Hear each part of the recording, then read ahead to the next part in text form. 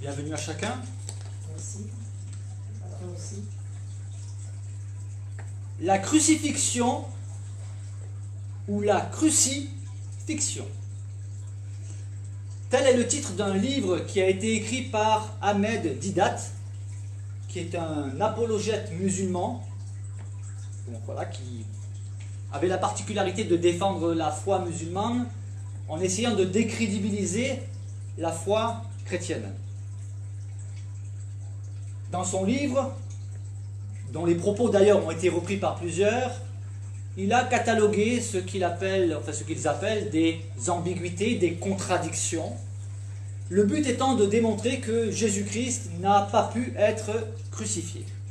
Or, la crucifixion est le fondement de la foi chrétienne. Et il est du devoir du chrétien de défendre la saine doctrine, avec respect bien évidemment. Sur YouTube, nous trouvons aussi une vidéo qui porte le même titre. Crucifixion ou crucifixion. Je l'ai écouté attentivement et j'ai relevé les arguments avancés, arguments qui finalement ne peuvent convaincre que ceux qui ne connaissent pas grand-chose à la Bible. Enfin, d'ailleurs, ce thème de la crucifixion ou de la crucifixion a été repris par un grand nombre d'opposants à la Bible. Je peux aussi citer Zakir Naik, qui est aussi un apologète musulman. Voilà. Alors que chacun veuille défendre sa foi, je le comprends. Personnellement, pour défendre la foi chrétienne, pour la promulguer, pour la promouvoir, je n'ai pas besoin d'essayer de descendre en flammes, d'attaquer la foi des autres. Voilà, petite parenthèse. Donc pour certaines personnes, il y a aussi des doutes qui subsistent concernant ce fait de la crucifixion, qui est pourtant reconnu à l'unanimité par les plus grands historiens, les historiens sérieux on va dire, comme un fait historique certain. Et je développerai d'ailleurs ce dernier point ultérieurement. Il faut savoir j'ai beaucoup travaillé sur le thème d'aujourd'hui et je ne pourrai pas tout traiter en une seule rencontre. Voilà. Alors, la question est celle-ci. Jésus a-t-il été, oui ou non, crucifié? Alors, pour la grande majorité des musulmans, par exemple, Jésus n'a pas été crucifié. Beaucoup d'entre eux affirment que ce serait quelqu'un d'autre qui aurait été crucifié à la place de Jésus. D'autres encore vont jusqu'à dire que c'est Judas qui aurait été crucifié à la place de Jésus et que c'est Dieu qui aurait aveuglé tout le monde afin de sauver son fils de la croix.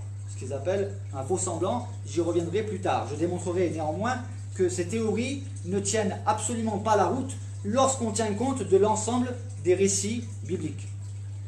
Alors bien évidemment, lorsqu'on montre que la Bible est cohérente avec elle-même, une autre stratégie de décrédibilisation consiste à dire finalement que la Bible est falsifiée. Alors ce qui est curieux, c'est que les mêmes qui veulent nous convaincre que nous sommes dans l'erreur utilisent la Bible en tordant le sens bien évidemment pour nous convaincre que nous sommes dans l'erreur, mais lorsqu'on leur répond par la même Bible qu'ils utilisent pour nous décrédibiliser, alors du coup la Bible devient falsifiée et n'est plus crédible. Cherchez l'erreur. Aussi, quand beaucoup affirment que la Bible est falsifiée, quand on demande aux détracteurs de nous montrer les preuves que la Bible est falsifiée, et par qui, pourquoi, là du coup il n'y a plus personne, ou alors ils nous sortent ce qu'ils appellent des contradictions, ou bien ils remettent en doute la fiabilité des manuscrits. Cela aussi je vais le réfuter. Je vais traiter de plusieurs objections, notamment, par exemple, il y en a qui affirment que Jésus ne voulait pas être crucifié. Il n'a jamais dit qu'il serait crucifié. Il y a des erreurs dans les évangiles. D'ailleurs, il y a, il y a un musulman qui fait beaucoup de débats avec les chrétiens, pour qui j'ai beaucoup de respect, parce que bien qu'il soit d'un avis différent, d'un avis contraire, c'est quelqu'un qui a la particularité de faire des recherches personnelles. Donc, effectivement, je ne suis pas d'accord avec tout ce qu'il dit, mais je respecte cette démarche de faire des recherches personnelles. Il ne répète pas comme un perroquet ce qu'il a entendu de droite et de gauche. Et il a organisé d'ailleurs beaucoup de débats, dans lesquels il a vraiment été très pertinent, j'allais dire. Et du coup, beaucoup de sa communauté le mettait sur un piédestal en disant « Ouais, c'est un bon connaisseur, c'est un savant, c'est quelqu'un qui connaît bien. » Voilà. Et il s'avère que dans ses recherches, quelque chose qu'il n'avait jamais dit, mais une conclusion qu'il a récemment divulguée, c'est qu'il croit que Jésus a été crucifié. Du coup, ce même Karim n'est plus quelqu'un de bien, du coup c'est un infiltré, j'ai pu lire, c'est un apostate, il ne sait rien, du coup tous les défauts du monde lui sont trouvés. Voilà. Mais tout ça pour dire que voilà, il y a un musulman qui lui croit que Jésus a été crucifié. Alors ça a été l'effet d'une bombe au sein de la communauté, mais voilà, il reste fidèle à sa démarche de vouloir faire des recherches personnelles, et je ne peux qu'encourager les personnes à aller dans ce sens-là. Alors, en avant-propos, quelques questions à se poser. Si la crucifixion de Jésus-Christ n'a jamais eu lieu, d'où viendrait donc ce mythe? Parce que si cela n'a pas eu lieu, il s'agit d'un mythe. Qui aurait pu finalement inventer l'histoire de la crucifixion de Jésus? Et surtout, dans quel but? Et quel serait l'intérêt pour les chrétiens de croire en Jésus-Christ crucifié si cet événement n'a pas eu lieu? Et comment des hommes et des femmes qui, avant la prétendue résurrection de Jésus, étaient peureux et craintifs, ont-ils pu finalement être animés d'une telle vaillance au point de se laisser tuer pour le nom de Jésus-Christ si Jésus-Christ n'est pas vraiment ressuscité? Certains ont affirmé que les disciples étaient complices de cette machination. Enfin, il y a toutes les théories qui ont été publiées, j'allais dire. Mais cela n'a pas de sens, parce que si je fais partie des disciples, que je sais que Jésus n'est pas vraiment ressuscité, ah bien, je m'enfuis si les chrétiens sont persécutés. Or, il s'avère que les mêmes qui avaient peur avant la crucifixion de Jésus, plus tard, après l'événement de la résurrection, qui nous est rapporté par les évangiles, ces mêmes disciples qui étaient peureux deviennent vaillants au point de se laisser mourir. Pierre, qui a renié Jésus, plus tard, trouve le moyen de dormir alors qu'il est en prison, sachant que le lendemain, il doit être décapité. Un argument qui est aussi souvent avancé, c'est oui, il y en a qui se réfèrent aux savants. C'est un mot que j'entends souvent. Les savants, que ce soit les savants chrétiens, les savants musulmans, les savants de quelque autre religion, beaucoup de personnes se réfèrent aux savants. Alors nous avons, oui, le devoir d'écouter ce que disent les savants, mais nous devons aussi garder notre sens critique. Nous avons aussi un cerveau et nous devons l'utiliser. Et nous honorons Dieu lorsque nous utilisons notre cerveau. Parce que j'aimerais rappeler que les pires opposants de Jésus, ceux dont il a dit qu'ils étaient aveuglés, c'était des savants. J'aimerais rappeler que Paul était un savant, un éminent savant, et pourtant il était aveuglé. Mais toute cette science qu'il avait lorsqu'il est devenu chrétien, lorsqu'il a eu la révélation de Jésus-Christ, toute cette science lui a été utile entre les mains du Seigneur. Toute chose qu'il connaissait a pris forme selon l'Évangile. Il est devenu le plus éminent, le plus grand théologien de l'histoire de la chrétienté.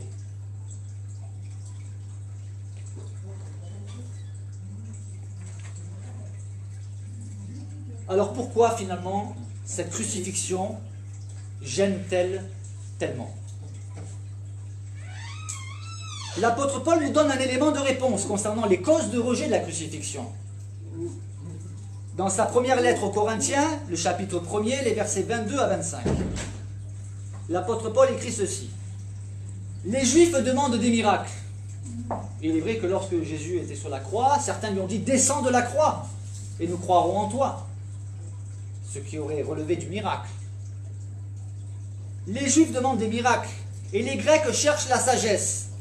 Et l'apôtre Paul dit « Nous prêchons Christ crucifié ». Donc il n'était pas le seul à prêcher cela. Les autres apôtres prêchaient aussi cela.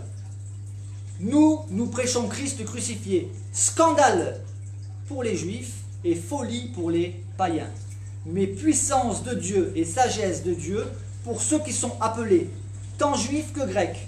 Car la folie de Dieu est plus sage que les hommes et la faiblesse de Dieu est plus forte que les hommes. C'était un scandale. Mais pas seulement pour les Juifs. Pour beaucoup de personnes, c'est une folie, cela n'a pas de sens. Vous croyez vraiment que Dieu va venir en chair, mourir sur une croix? C'est une folie votre histoire. La folie de Dieu est plus sage que les hommes, et la faiblesse de Dieu est plus forte que les hommes. Oui, la faiblesse de Dieu. Ah bon, Dieu qui est tout puissant, il a laissé crucifier son fils? Oui, parce que Dieu avait un plan d'amour. Un scandale. Qu'est-ce que c'est qu'un scandale? Le terme original peut se traduire aussi par obstacle ou pierre d'achoppement. Une pierre d'achoppement, ça veut dire vous marchez, il y a cette pierre et vous risquez de tomber. Donc ça fait tomber plusieurs. Ils se heurtent à cette pierre. C'est un obstacle, ils ne peuvent pas avancer. Ils ne peuvent pas comprendre. Et une folie pour les païens. C'est-à-dire une stupidité. Et il y en a qui disent, oui, c'est stupide votre histoire.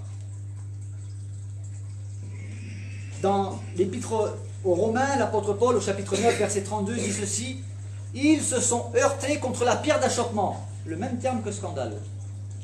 Ils, c'est qui? Ce sont les Israélites. Ils se sont heurtés contre la pierre d'achoppement, et il s'appuie sur l'écriture. Selon qu'il est écrit, voici je mets en Sion, Sion c'est Jérusalem, c'est la nation d'Israël aussi, dans un sens plus large. Voici je mets en Sion une pierre d'achoppement et un rocher de scandale. Et celui qui croit en lui ne sera point confus. Ce rocher de scandale, c'est Jésus, nous allons le voir. Mais l'apôtre Paul dit, selon qu'il est écrit, d'accord, mais c'est écrit où? C'est écrit dans le livre du prophète Ésaïe, qui date de 750 ans avant les événements. Chapitre 8, versets 14 et 15. Il est dit, et il sera un sanctuaire, mais aussi une pierre d'achoppement, un rocher de scandale pour les deux maisons d'Israël, c'est-à-dire le royaume divisé d'Israël. Un filet et un piège pour les habitants de Jérusalem. Et plusieurs trébucheront, ils tomberont et se briseront, ils seront enlacés et pris. Mais qui est ce il? Il sera un sanctuaire. Le verset précédent nous le dit. C'est l'Éternel des armées que vous devez sanctifier. C'est lui que vous devez craindre et redouter. Et il sera un sanctuaire. Donc c'est bien l'Éternel parmi nous qui sera un rocher de scandale, une pierre d'achoppement. Et beaucoup s'y heurtent encore aujourd'hui à ce rocher de scandale qu'est Jésus. Parce que cela scandalise, l'évangile scandalise. Pourtant, c'est le seul moyen de salut par lequel nous puissions être sauvés. Dans le livre de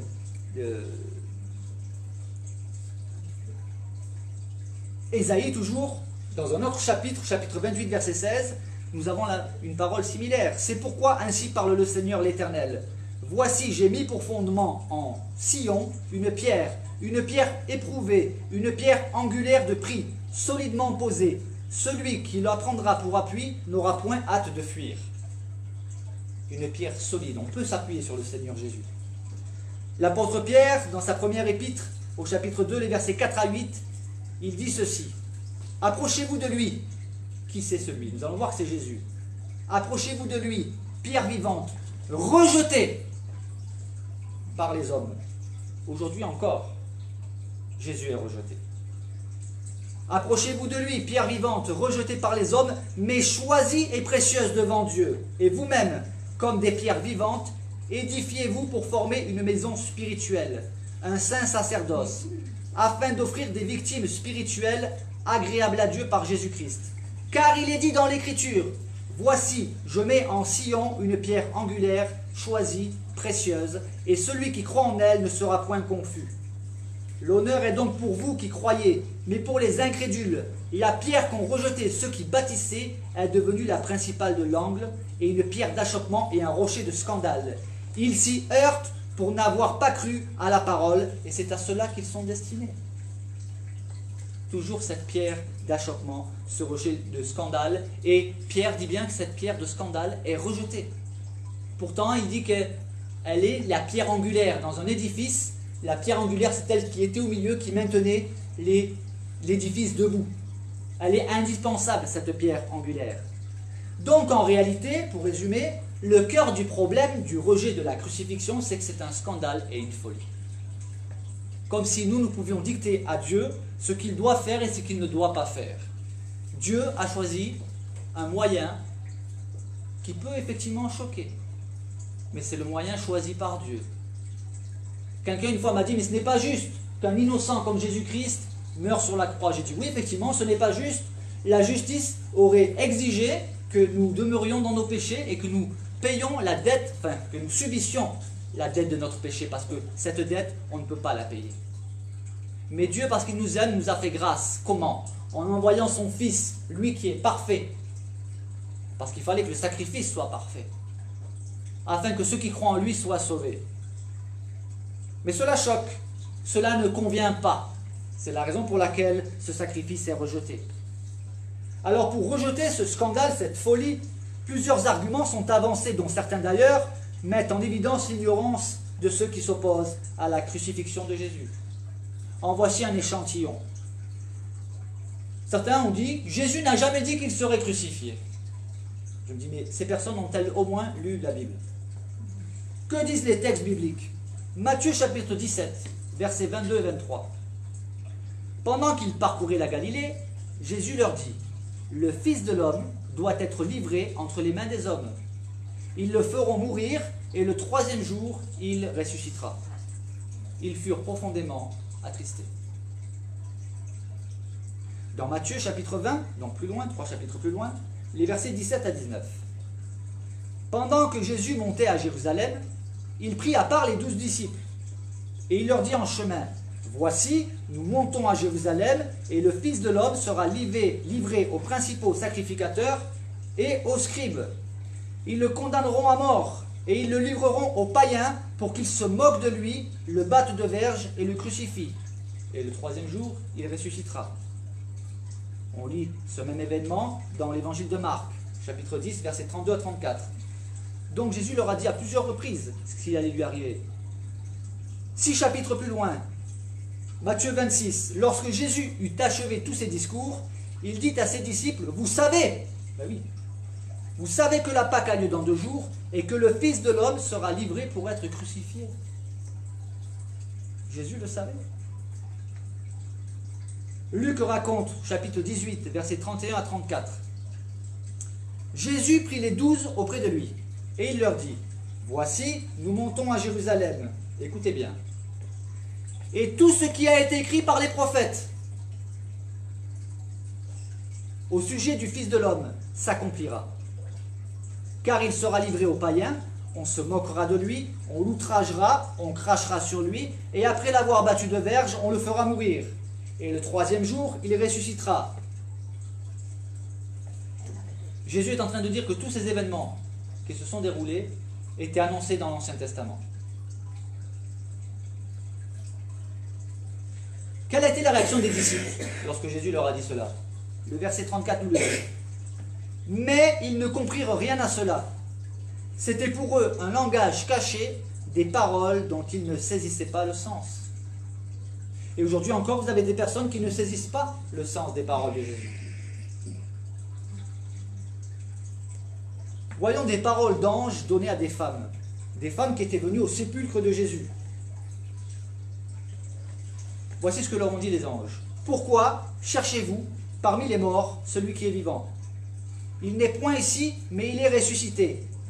Souvenez-vous de quelle manière il vous a parlé lorsqu'il était encore en Galilée et qu'il disait, il faut que le Fils de l'homme soit livré entre les mains des pécheurs, qu'il soit crucifié et qu'il ressuscite le troisième jour. Et elles se souvinrent des paroles de Jésus.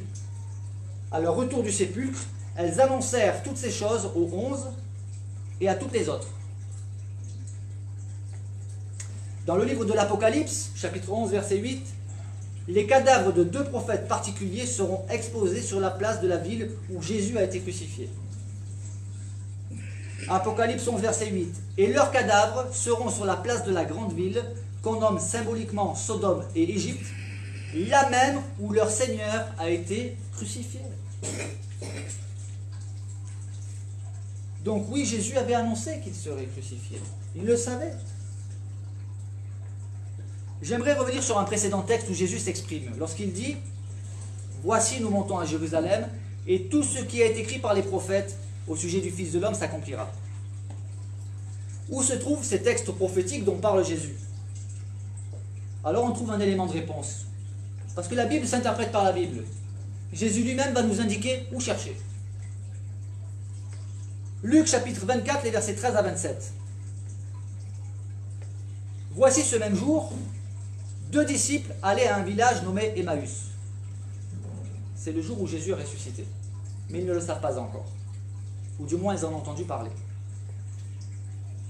Donc, et voici ce même jour, 2 disciples allaient à un village nommé Emmaüs, éloigné de Jérusalem de 60 stades. Ça fait à peu près 12 kilomètres. Et ils s'entretenaient de tout ce qui s'était passé. Et pendant qu'ils parlaient et discutaient, Jésus s'approcha et fit route avec eux. Mais leurs yeux étaient empêchés de le reconnaître. Je relève que Jésus n'avait pas une apparence différente, mais c'est leurs yeux qui étaient empêchés de le reconnaître à ce moment précis. Il leur dit, « De quoi vous entretenez-vous en marchant ?» Et ils s'arrêtèrent, l'air attristé.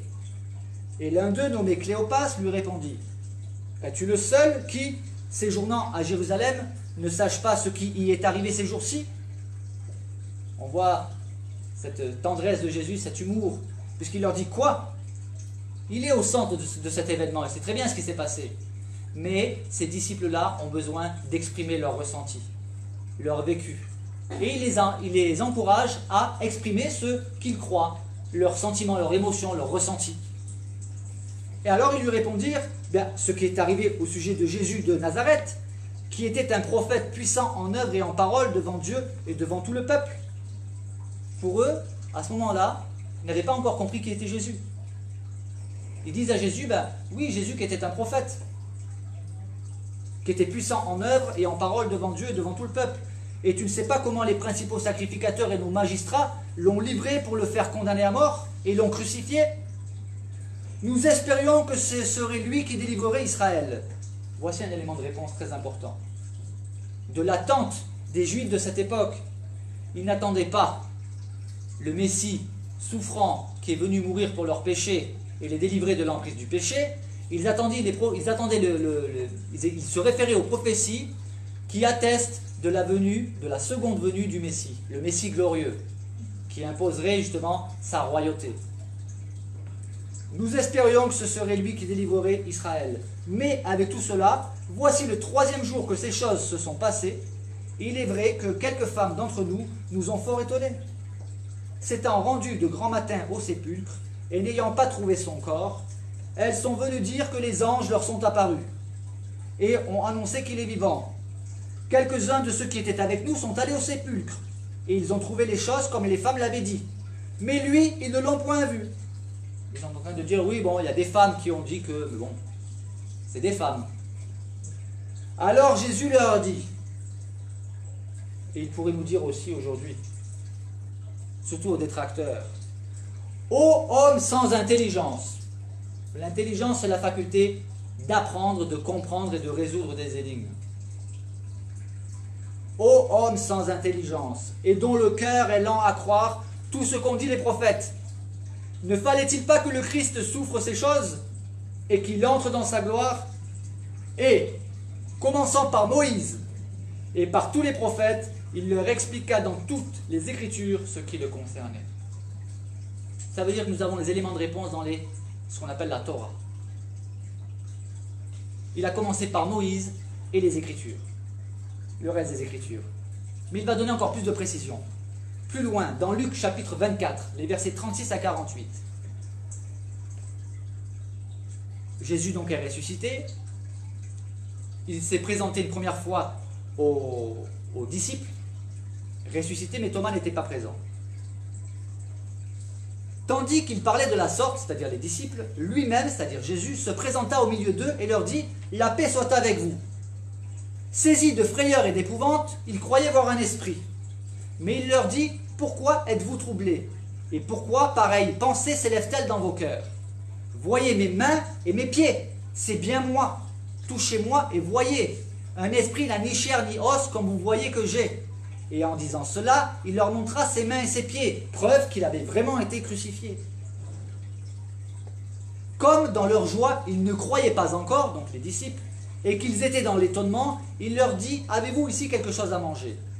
Ils lui présentèrent du poisson rôti et un rayon de miel. Il en prit et il en mangea devant eux, puis il leur dit, donc il leur a montré qu'il n'est pas un fantôme. Et il leur dit, c'est là ce que je vous disais lorsque j'étais encore avec vous, qu'il fallait que s'accomplisse tout ce qui est écrit de moi dans la loi de Moïse, dans les prophètes et dans les psaumes. Et alors un verset très important, le verset 45. Rappelons-nous que dans le verset 34 du chapitre 18, il est écrit que les disciples ne comprirent rien à cela. C'était pour eux un langage caché des paroles dont il ne saisissait pas le sens. Et là, au verset 45 de ce chapitre 24, il est dit « Alors il leur ouvrit l'esprit. » Pourquoi?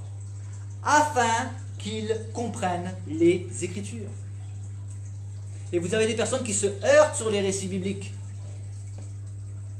parce qu'ils abordent les récits bibliques avec une attitude qui ne convient pas à la méditation biblique. Et parce qu'ils ne viennent pas avec humilité. Mais le Seigneur ouvre l'esprit afin qu'on comprenne les Écritures à ceux qui cherchent la vérité avec un cœur sincère. Le texte nous dit, il leur ouvrit l'esprit afin qu'ils comprennent les Écritures. Et il y en a qui lisent les Écritures et qui ne les comprennent pas. Il y en a même qui pensent les comprendre et qui veulent même nous enseigner à nous les chrétiens. Et il leur dit, ainsi il est écrit que le Christ souffrirait. Jésus est en train de dire que le Christ souffrirait, c'est écrit. Qu'il ressusciterait, c'est aussi écrit. Qu'il ressusciterait des morts le 3e jour. Et que la repentance et le pardon des péchés seraient prêchés en son nom à Israël seulement. Oui, parce qu'il faut le dire. Certains affirment que la mission de Jésus était uniquement pour le peuple d'Israël. Alors certes, il a commencé par le peuple d'Israël. À un instant T, à un moment précis, il a dit « Oui, je suis venu que pour les brebis perdues d'Israël. » C'était le début. Sinon, Jésus se contredirait, parce que voici la suite. Ainsi, il leur dit, il est écrit que le Christ souffrirait, qu'il ressusciterait des morts le 3e jour, et que la repentance et le pardon des péchés seraient prêchés en son nom à toutes les nations. Je répète, à toutes les nations. En commençant par Jérusalem. Et vous êtes témoins de ces choses. Alors où est-ce qu'on peut lire finalement, dans l'Ancien Testament, ce à quoi Jésus fait allusion? Sa crucifixion, sa passion. Alors vous pouvez déjà commencer par lire le psaume 22, le psaume 40, le psaume 69, Ésaïe 53, Ésaïe 52, les versets 13 à 15. Vous voyez par exemple, des personnes qui ne comprennent pas les Écritures, disent, oui, vous dites que Jésus c'est le Fils de Dieu, mais Dieu l'a abandonné sur la croix, la preuve, Jésus il avait peur, il a dit, pourquoi m'as-tu abandonné? Vous n'avez pas compris qu'en réalité, même sur la croix, Jésus est en train de citer les Écritures pour révéler qu'il accomplit les Écritures, les prophéties. Amen. Le test du sacrifice d'Isaac était une préfiguration du sacrifice de Jésus-Christ. Quand Dieu a demandé à Abraham, « Offre-moi ton fils en sacrifice », au moment où Abraham était prêt à obéir, Dieu l'a stoppé. Mais le sacrifice que Dieu a demandé à Abraham et qu'il a stoppé, Dieu lui-même l'a fait pour son propre fils. C'était une préfiguration de l'évangile. Nous verrons une autre fois, parce que le temps nous manquerait aujourd'hui, de parler, est-ce que la notion de sacrifice pour les péchés existe dans la Bible? Est-ce qu'elle existait dans l'Ancien Testament? Ou est-ce une innovation? Je pourrais faire une prédication complète sur ce thème. Et la réponse est bien évidemment oui. D'ailleurs, le premier sacrifice, qui était aussi une préfiguration du sacrifice que le Seigneur ferait, que c'est Dieu qui prend l'initiative, se trouve déjà dès la Genèse. Lorsque Adam et Ève ont péché, qu'ils se sont cachés, que Dieu les a appelés et qu'ils ont dit qu'ils étaient nus et qu'ils se sont fait des vêtements avec des feuilles qui manifestent finalement ce que les hommes veulent faire. Ils veulent se mettre des feuilles, c'est-à-dire ils veulent couvrir leur propre nudité par leurs propres moyens. Dieu, lui, il a pris l'initiative de leur faire un vêtement qui va couvrir véritablement leur nudité. Et que nous dit le texte, que Dieu leur fit un vêtement de peau. Question simple. Comment faire un vêtement de peau? Il faut tuer un animal. Donc pour couvrir la nudité du péché, il a fallu qu'un animal meure, un innocent. C'était déjà symboliquement l'annonce du sacrifice qui couvre pour les péchés. Sacrifices qui vont être mis en place par la suite. Avec la loi de Moïse et tous les sacrifices. Il suffit de lire le livre de Lévitique par exemple, les Nombres et le Lévitique, pour voir tous les sacrifices qu'il fallait faire pour les péchés. Parce qu'on ne s'approchait pas de Dieu simplement en disant « pardonne-moi ». Il fallait que le péché soit puni. C'était une préfiguration. Alors, très important, j'ai lu dans un commentaire ce qui suit qui est très pertinent. La première attitude indispensable afin de bien saisir les Écritures est de les accepter dignes de foi, comme la parole du Dieu créateur. Et Blaise Pascal a dit ceci: la connaissance humaine doit être comprise pour être crue, tandis que la connaissance divine doit être crue pour être comprise. La Bible est un livre fermé pour celui qui l'aborde avec l'intention malveillante de la disqualifier. Chacun peut certes découvrir son contenu, mais pas le message de Dieu pour lui. Par contre, les textes sacrés s'ouvrent comme une fleur au soleil à quiconque est intellectuellement honnête dans sa recherche de la vérité, qu'il soit instruit ou pas. D'ailleurs, on voit une remarque qui a été faite concernant les disciples en disant « ce sont des hommes sans instruction ». Sauf qu'aujourd'hui, quelqu'un sans instruction, on dirait que c'est quelqu'un d'illettré. Mais dans la pensée biblique, à l'époque, quand on disait de quelqu'un qu'il est sans instruction, ça ne veut pas dire qu'il est stupide, ça veut dire qu'il n'avait pas fait l'école rabbinique. Vous voyez? C'est important de le savoir, ça. Cela nous évite d'interpréter la Bible de travers. Le roi David, dans le psaume qu'il a composé sur la parole de Dieu, écrit ceci. « Ouvre mes yeux, pourquoi ? Pour que je voie les merveilles de ta loi. » Psaume 119, verset 18. David, qui était un homme de Dieu, un prophète, demande au Seigneur de lui ouvrir les yeux pour qu'il puisse contempler les merveilles de la loi de Dieu. Et aujourd'hui, vous avez des personnes qui n'y connaissent pas grand-chose, qui ouvrent la Bible, qui voient une ou deux contradictions apparentes et qui vous disent « voilà, on a la preuve que votre Bible est falsifiée ». L'intelligence naturelle et purement humaine est grossièrement inadéquate pour découvrir ce que Dieu veut me dire. D'ailleurs, à ce sujet, l'apôtre Paul écrivit « Mais l'homme naturel, l'homme livré à lui-même, ne reçoit pas ce qui vient de l'Esprit de Dieu. À ses yeux, elles sont pure folie, et il est incapable de les comprendre, car seul l'Esprit de Dieu permet d'en juger. »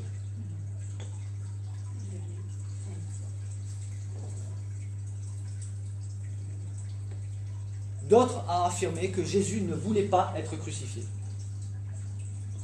Pourtant, on voit bien, d'après la démonstration que j'ai faite, verset biblique à la pointe, que Jésus avait annoncé qu'il serait crucifié. Mais il y a des personnes qui ont lu l'épisode de Gethsémane avec les œillères de la disqualification de la Bible, c'est-à-dire avec la motivation de disqualifier la Bible. Alors, ils font allusion à la prière de Jésus dans le jardin de Gethsémane, ainsi qu'à un verset de la lettre aux Hébreux. Dans Jean chapitre 10, versets 17 à 21. Et là, nous allons voir que Jésus avait conscience qu'il donnait sa vie. Le Père m'aime parce que je donne ma vie, afin de la reprendre. Il parlait de sa mort et de sa résurrection. Personne ne me l'ôte. Alors certains pourraient dire, ouais, mais il y a une contradiction parce que ils l'ont crucifié, Jésus. Oui, mais il savait qu'il allait mourir. Il avait la possibilité de ne pas aller jusqu'au bout. C'est volontairement qu'il a accepté de se laisser crucifier. Il dit, personne ne me l'ôte, mais je la donne de moi-même. J'ai le pouvoir de la donner et j'ai le pouvoir de la reprendre. Tel est l'ordre que j'ai reçu de mon Père. Nous voyons qu'Isaac s'est laissé faire. Il était prêt à aller jusqu'au bout. Mais au dernier moment, Dieu a stoppé.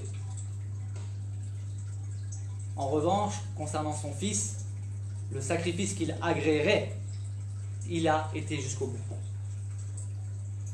Personne ne me l'ôte, mais je la donne de moi-même. J'ai le pouvoir de la donner, j'ai le pouvoir de la reprendre. Tel est l'ordre que j'ai reçu de mon Père. Il n'était pas obligé, c'est volontairement qu'il est venu. Et il y eut de nouveau, à cause de ces paroles, qu'il vient de prononcer, division parmi les Juifs. Plusieurs d'entre eux disaient, il a un démon, il est fou. Pourquoi l'écoutez-vous? Et d'autres disaient, ce ne sont que les paroles d'un démoniaque. Et d'autres disaient, un démon peut-il ouvrir les yeux des aveugles? Donc il y avait à cause des paroles de Jésus, division. Et aujourd'hui encore, cela n'a pas changé. Ensuite, que s'est-il passé finalement dans ce jardin de Gethsémane? En réalité, Jésus a mené le combat le plus extraordinaire, le plus incroyable de tous les temps. Il a combattu avec vaillance contre la chair, c'est-à-dire contre la nature humaine, contre les puissances maléfiques et contre Satan. Et il a triomphé. Et peu de personnes peuvent comprendre et mesurer, ne serait-ce qu'un peu, l'intensité hallucinante de cette lutte à genoux. C'est au point que sa transpiration devint comme des grumeaux de sang. Il a combattu contre la chair parce que Jésus a vécu dans une chair comme la nôtre. Et sa chair ne voulait pas aller jusqu'au bout. Raison pour laquelle il a dit, s'il est possible que cette coupe s'éloigne de moi. Mais le combat consiste en quoi? Si cette coupe pouvait s'éloigner de moi, il conclut le combat cela en disant, toutefois non pas ma volonté, c'est-à-dire pas la volonté de cette chair, mais la tienne. Et il a remporté le combat, il a été exaucé. C'est ce que dit l'Épître aux Hébreux. Et là où Adam et Ève ont échoué, ainsi que tous leurs descendants, dont nous faisons partie, Jésus, lui, a vaincu. Que dis-je? Il a triomphé, parce qu'un triomphe, c'est une victoire éclatante. Il a triomphé par la croix, nous dit la Bible, en livrant les autorités, les puissances maléfiques en spectacle. Mais là encore, très peu de personnes arrivent à comprendre cela.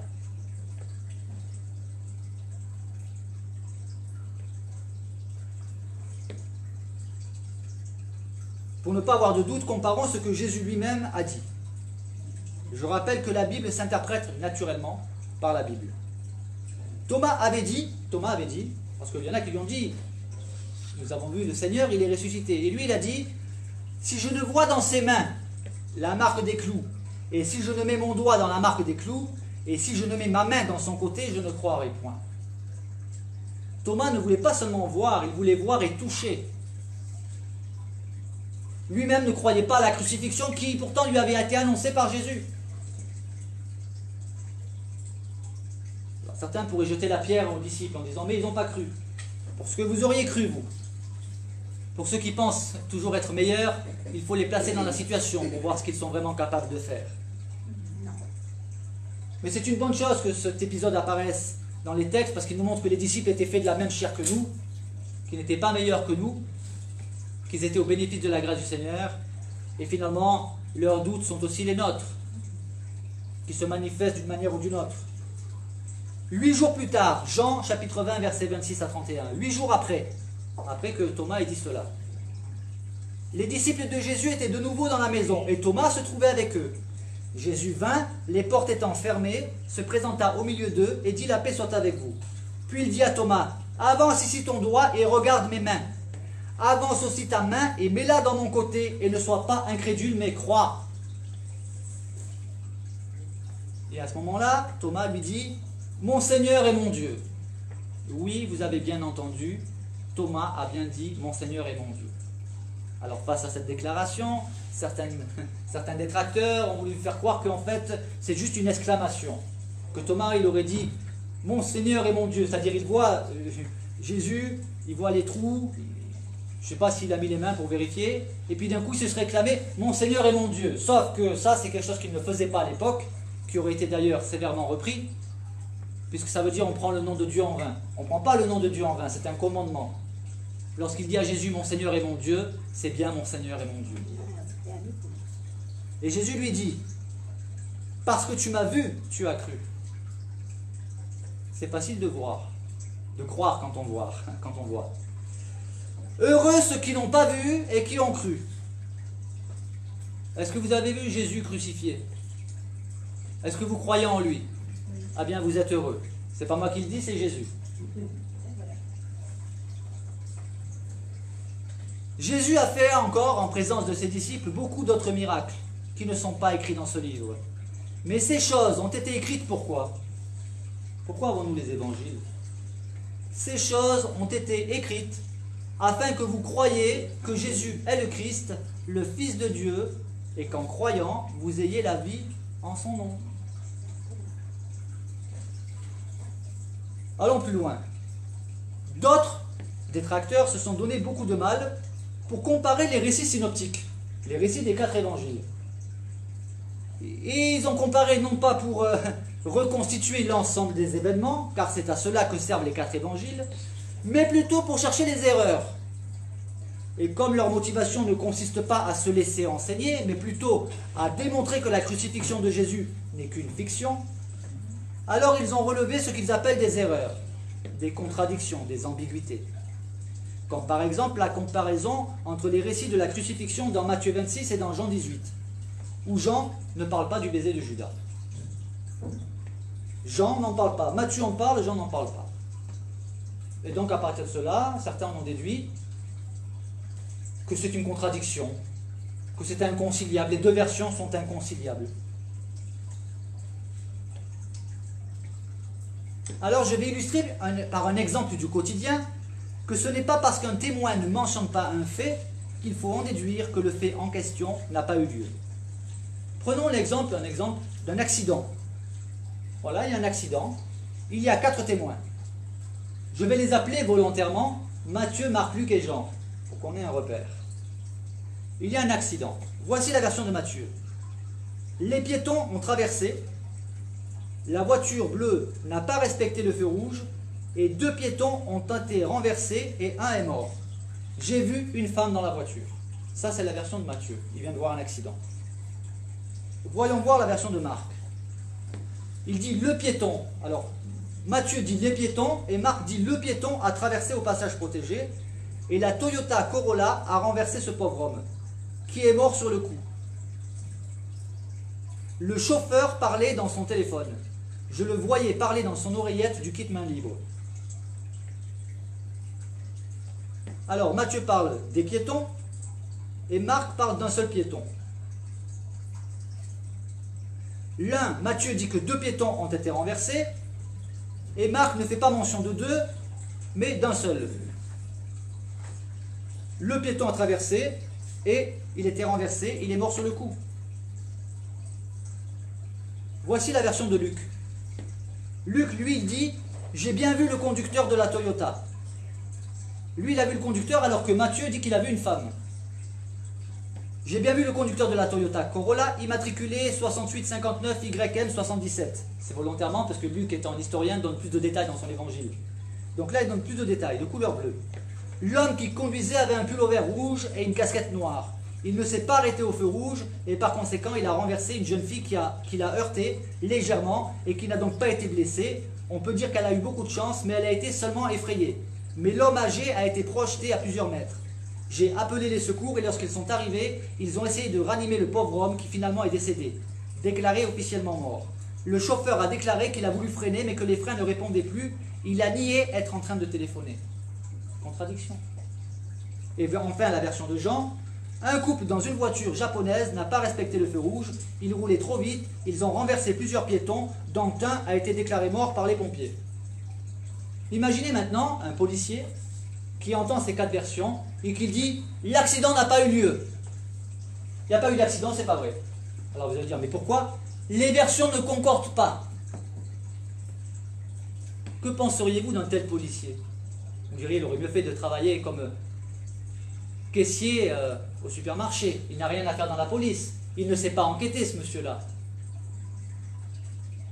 Et c'est exactement ce que font certains détracteurs qui lisent les 4 versions des évangiles, qui n'ont pas l'intelligence suffisante pour reconstituer l'ensemble de la scène, et qui en déduisent, voilà, c'est inconciliable, voilà, c'est pas faisable. Alors, constatation, et effectivement, il y a apparemment beaucoup de contradictions dans ces 4 récits des événements. On arrive bientôt à la fin. Question, le chauffeur était-il en train de téléphoner, oui ou non?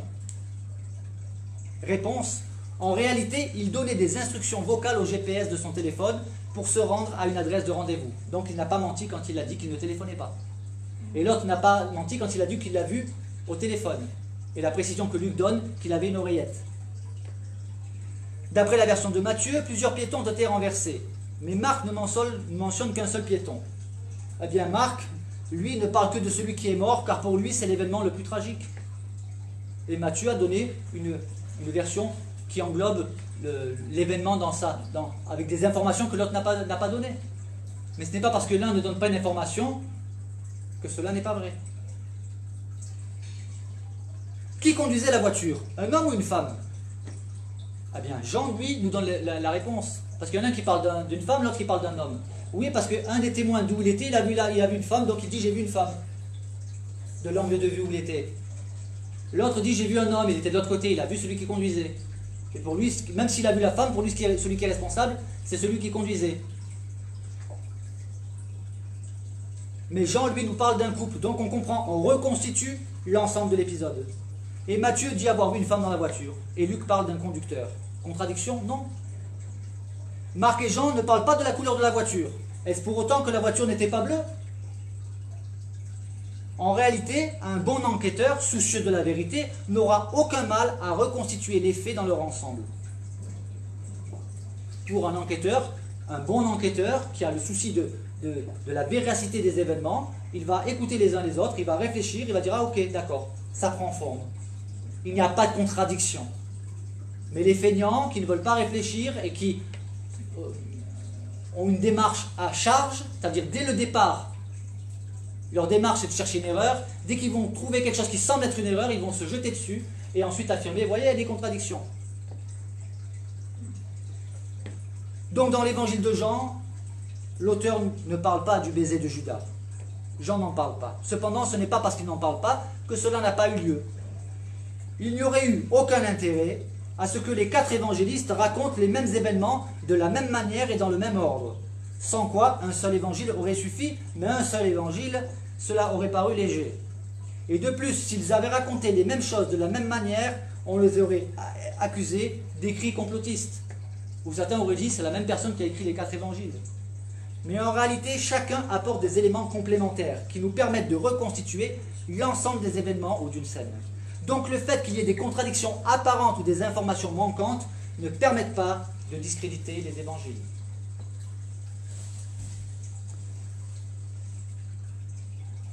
J'aborderai la prochaine fois, parce que c'est peut-être un peu long,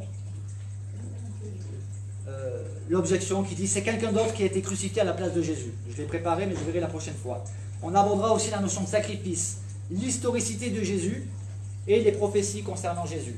Mais pour terminer, juste une dernière, que je ne vais pas développer longtemps parce que je ne vais pas donner la réponse. J'ai écouté encore ce midi une vidéo dans laquelle l'auteur de cette vidéo met en évidence une contradiction qui semble sans solution. Nous savons que Jésus a été crucifié le vendredi, qu'il est ressuscité le dimanche. Donc ça fait vendredi, samedi, dimanche, ça fait 3 jours, d'accord? Mais ça fait uniquement 2 nuits.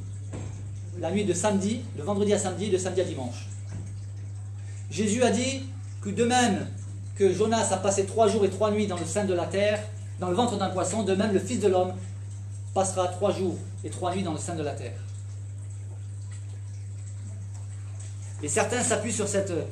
Excuse-moi, William. Oui, pas de souci. Certains s'appuient sur cette grosse contradiction apparente pour dire, vous voyez, votre Bible, elle est falsifiée. Ouais. Au revoir. Quelques petites remarques. Est-ce que vous pensez vraiment que les auteurs des évangiles ne savaient pas compter? Pour eux, il n'y avait aucun problème. Eux, ils ne voyaient pas de contradiction. Ça veut dire qu'ils avaient compris quelque chose que nous, on n'a pas compris aujourd'hui. Alors, j'ai regardé ce que disent différents commentateurs, et il y a plusieurs hypothèses qui tiennent plus ou moins bien la route, mais qui sont toujours sujets à débat. Cependant, il y a la solution, elle est simple. Apparemment, c'est impossible de résoudre ce problème. On peut calculer comme on veut, de vendredi à dimanche, il y a 3 jours, oui, mais pas 3 nuits. En plus de ça, 3 jours, ça ne veut pas dire 3 jours forcément de 24 heures. Par exemple, si on me dit, où étais-tu il y a 2 jours? Si à 14 heures, il y a 2 jours, j'étais à tel endroit, je dirais, il y a 2 jours, j'étais là. Mais je ne vais pas calculer 48 heures, je vais calculer, oui, il y a 2 jours. Donc effectivement, vendredi, samedi, dimanche, 3 jours, pas de problème. Mais pour la nuit, il y a un réel problème. Pourtant, la solution existe, elle est logique, d'une logique implacable, et elle est biblique. Donc, ce que je propose, c'est que, voilà, je lance un défi à ceux qui seraient capables de trouver la solution. La solution, je l'ai. Elle est simple, évidente. Mais il faut aller beaucoup plus loin que les apparences pour trouver la solution.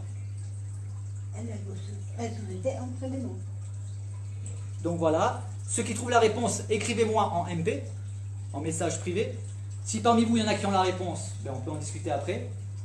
Mais lorsque le Seigneur Jésus dit 3 jours et 3 nuits, on peut lui faire confiance.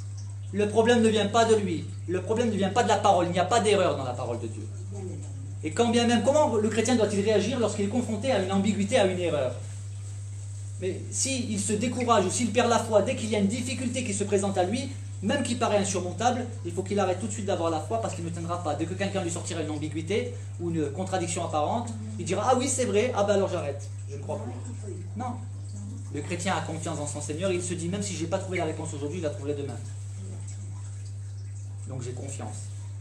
Et donc il y a une réponse toute simple, toute logique. Et je donnerai la réponse dans 15 jours. Jésus a dit 3 jours et 3 nuits, je vous démontrerai qu'il s'agit bien de 3 jours et 3 nuits. Que le nom du Seigneur soit béni. Amen. Et merci d'avoir écouté.